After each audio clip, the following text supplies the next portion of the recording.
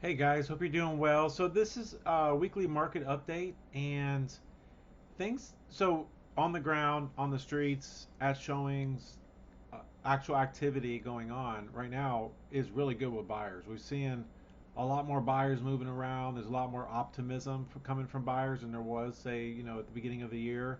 And probably that trend is going to continue. So they're showing up to open houses. They're out there. They're a lot of them are starting to get the summer jives going, and they're starting to look around. Now, a lot of the offers that we're getting are mostly first-time buyers, which is okay because that's what's expected right now. We have the time of year where people are getting their tax returns, and that's really what's going to drive the buyers right now is tax returns coming in, and they're going to be out there wanting to buy their first house.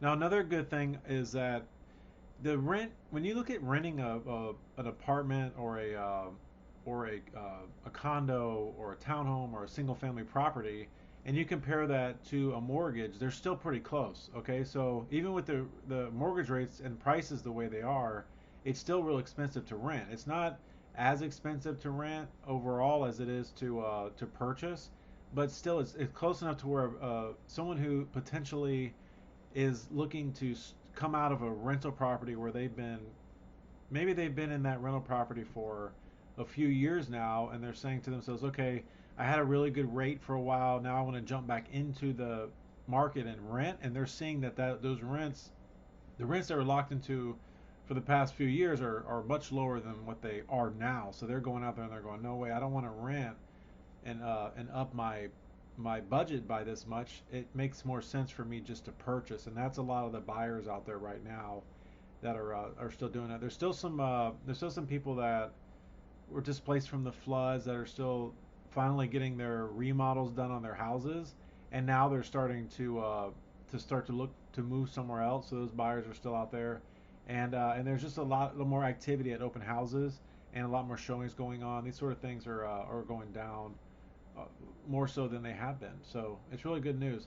Now the data is still the way it's been, and it doesn't seem like things are going to get. In reality, we have high levels of listings, and every single week they're coming in about the same. Right here you got 6,100 listings in the past 7 days, and right here pending we have 4,900. Okay, so pending is representing buyers that are making contracts on properties. The property goes pending.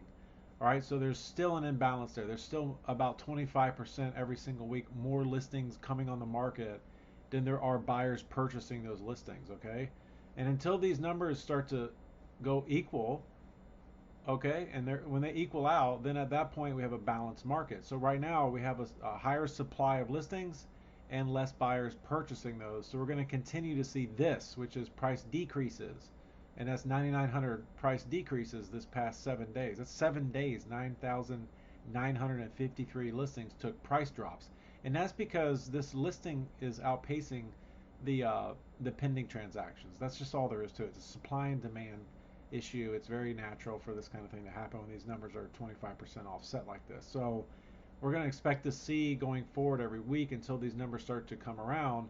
There are going to be a lot of price decreases. But if the interest rates start to go down over time, then these pending transactions are going to come up because there's going to be more buyers in the market, and then it's going to at some point become balanced out with this new listings, or it'll become more pending transactions than new listings, and this price decrease figure will go down.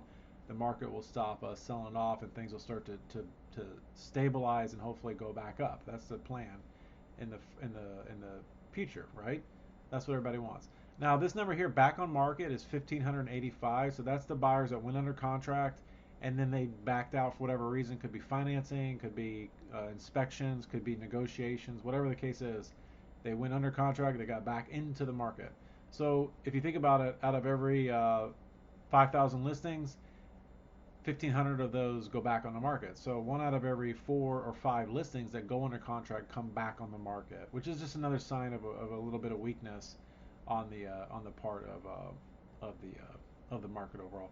But the truth is that really We're still at all-time highs in regards to the market. A little bit came off the top, a little bit came off the top, but not a lot. Okay, it's just a small percentage of the peak. We're coming down. You can see it if you look at Desestimates on Zillow. So it's just a small amount off the top. Overall, though, prices are extremely high, and they're not. And we went. I mean, if you look at what happened between 2020 and now, you're talking 30, 40, 50, in some cases 60% price increases, and we're losing a little bit off the top of that. But that's just natural. We're having a little bit of a pullback, and it's just what's going on. So that's that. Now this here is the actual buyers in the market. Okay, this is the NBA mortgage application. So you see that it's starting to tick up. Now this right here was September 20th of last year, the week of September 20th, 2024. And this is when interest rates went down to like 6.1%. And right now we're at about 6.6%. So this is what we want to get into. If we can get into a sustainable level where we're over like 300, then we're going to see some nice market activity. And that's just going to be, this is just mortgage applications. So it's all going to be predicated on how the interest rate goes. And they're talking about 5 interest rate reductions over the next 12 months, which that would be really good. So if we can see these levels get over, if they can get up to, if they can sustain themselves, let's look at the 5 year. If they can get up to 500 around this figure, right, this level right here, something like this, then you'll see that the market activity will be really good because that's about where we were at the end of 2022. Okay, not at the peak, but it's very good at that point, and we're heading in that direction.